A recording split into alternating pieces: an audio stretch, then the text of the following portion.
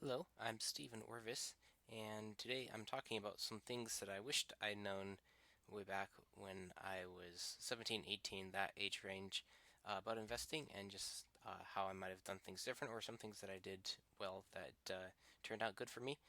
Of course, hindsight's 2020, but maybe this will help someone else to just change how they think about things and perhaps take a different approach. So one of the big things is just research, looking and knowing. There's a lot out there, and you won't know about what's there until you do research. Oftentimes there's hearsay. You just hear someone talking about this or that, or Roth's good, or traditional IRA is good. Another topic for another video, but there's a lot of debate about that, and everyone has their own little opinion about that. So that's where research is important. Go find things out, and that ties in with this bottom one here too, is the go act. People talk about. I heard real estate's a good investment. We'll go find out why it is, not just you heard about it. But moving on, uh, another area in the learning side, so from research, is just playing in stocks a little bit, which I did do actually, and this is pre Robinhood days, so way back when. Oh, I think we had indirect with some of the stocks there, and I'm sure Vanguard was around way back then. But just doing some stocks and getting a concept of what's there. And I think Robinhood's been helpful to people of this generation to get to learn about puts and things like that, just to get familiar with the concepts. Yes, you can get lucky with stock trading, and some people seem to have a knack for it, but in general, people tend to not do as well. But I think there's value in doing some with stocks just to know how they work, and then that sets you up to understand the rest of things. So that is something I did some of, and I think it's beneficial just to know about that. So on from the research, we also have the follow common FI advice, and that's something I didn't even know FI existed when I was young. Uh, and so that's another area is just the knowing that it's there and doing that research, and that's going to lead into a lot of conventional wisdom around FI and how you should manage your resources. One of the common ones being the 401k match. Get that, it's free money. Then max out your IRA, then max out your 401k, and everyone has a different opinion on blends of stocks and things like that. But the expense ratio, just being aware of the expenses and what the impact is on that money in the long term, that matters. And so, what you do there is a personal choice, obviously, but understanding the whys behind it, why people think certain things about bonds or about the expense ratios. That's helpful to make better choices. And then the maxing things out. The earlier you can max out your retirement accounts, or at least get closer to it, the way better it's going to be. You got to get the snowball big as you can, fast as you can, and then the snowball just gets bigger and bigger and grows faster. And if you take forever to get the snowball big, it just takes everything else longer. So that was something I didn't know was a thing. Was FI when I was younger.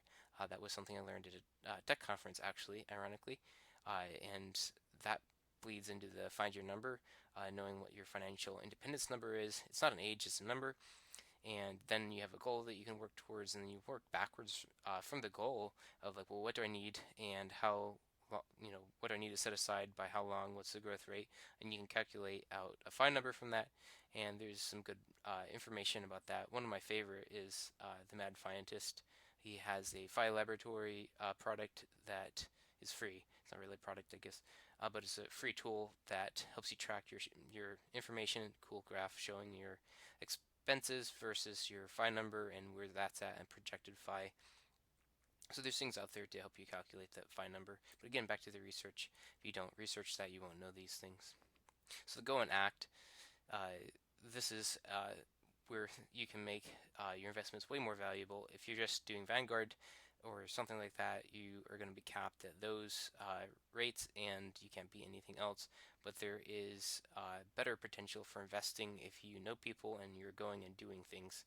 And so, real estate, I kept hearing growing up, real estate is a really good investment. I just kept hearing that.